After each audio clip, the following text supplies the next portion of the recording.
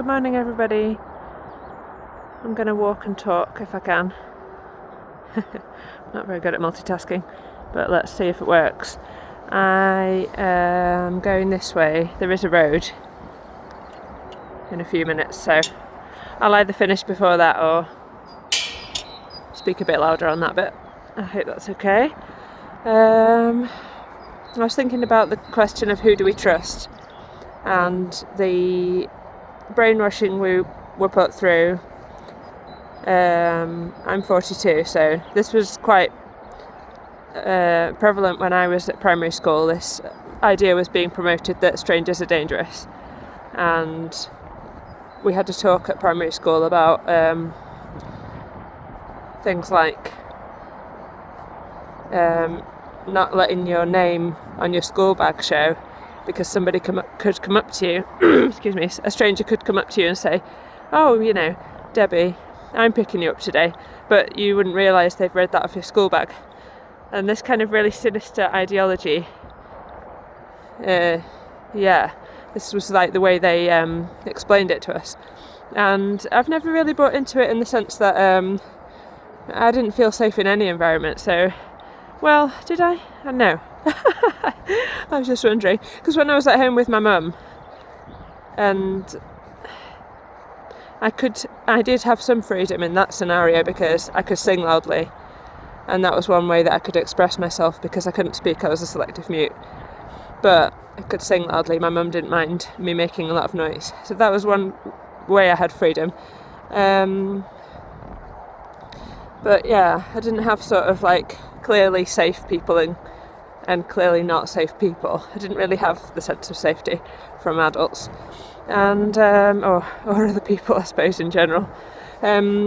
So I was just thinking about the fact that the reason I call that brainwashing is because in our culture I've been taught since being an adult that it's not strangers who usually commit offences against us.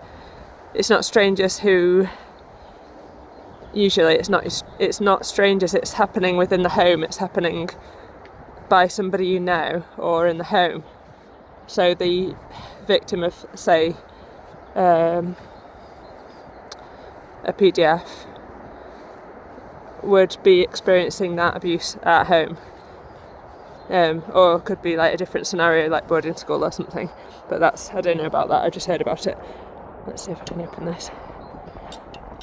And then I wanted to talk about a little story from yesterday, or should I say relate a little story from yesterday, which is that we stopped at the park. Me and my children stopped at the park so that they could try out a new toy. My daughter had a glider kind of aeroplane thing that she asked me to buy her at the service station when we got petrol, and my son had this little ridiculous toy, but he was made up with it. It was kind of like I can't even describe it, but I'll try. It was a plastic hamburger with little wheels on the bottom, and it's got a capybara inside or some kind of popular animal made out of plastic. And then I think you have to sort of close the hamburger so the little chap goes inside, and then it wheels along, and then when it stops wheeling along, then it pops out again. It's really bizarre. So anyway, we stopped at the park. Then my daughter accidentally sent this glider plane into a tree, and was sort of like, oh, what shall I do? So I tried not to step in too quickly and let her troubleshoot it and get the plane out by throwing sticks at it. And then she got it out, and then she did it again, and she was just kind of criticising herself, so I was trying to calm her down from that, because that wasn't really going to help. And then both children just spent about 10 minutes like quite enjoying really just throwing sticks up at this plane, which was really tangled in branches, and trying to get it to fall down again so they could carry on playing with it. And then somebody came along. It was I would say an elderly man, and he had a little dog with him, and he was watching us for a minute, and I smiled at him. And I live in Wigan, which is a community kind of place, in my experience. People talk to each other easily, and he tried throwing something. There was a long stick, so he tried poking up this long stick to get the plane out, and that didn't work because it was so high up and it couldn't quite reach. And then he gave me the dog. Oh no, that happened before this. Sorry, I have trouble with chronology because of my dissociation. So before that, he actually gave me the dog. I was just so like touched that we can be this close, that he didn't actually just say like, "Oh, would you be alright holding the dog lead a minute and I'll try and get the oh, hang on.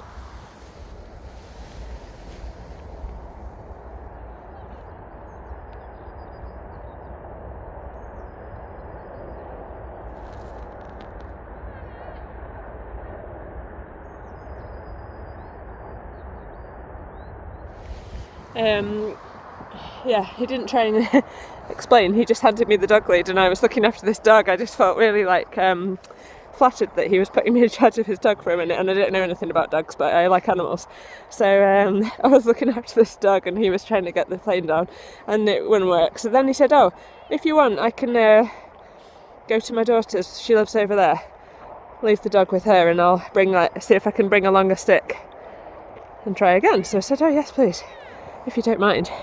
So we carried on trying to get this plane out, and then he came back only like less than 5 minutes later with a really long stick. I don't know what it was. It looked like a kind of really long mop handle, much longer than a normal one. I don't know what tool it was out of. And then he successfully got the plane down, and then we were really happy. And then I said to the children, "Oh, do you want to give a cuddle?" Because the thing is, it's just this stranger danger thing. It's just like you have to use it with nuance, don't you? I don't want my children to be scared of strangers. I mean, in some ways, yes, but it doesn't really make sense. And my children they can speak. They're very confident as well, so they can say if they don't want to do something. So they wouldn't be coerced into cuddling somebody. But I just said to them, "Oh, do you want to give a cuddle to say thank you?" And they both just ran up to him and gave him a cuddle, and then he went home. And that was it, you know. Oh no, he said something like, "Oh, what's your name? What's your name?" And then had a little chat, and then he just went. And that was it. It's just nice. That was the end of it. No, nothing sinister about it at all. And I just feel like it's like a rebellion for me to do those kind of things, because I feel like people would turn their nose up and say that you don't know him. Oh, you're putting them in danger, or something stupid, which is trying to put fear into us of connecting with each other. And that makes me really cry. So anyway, I'm going to end there. I managed to finish before I got to the big road. Love to you all.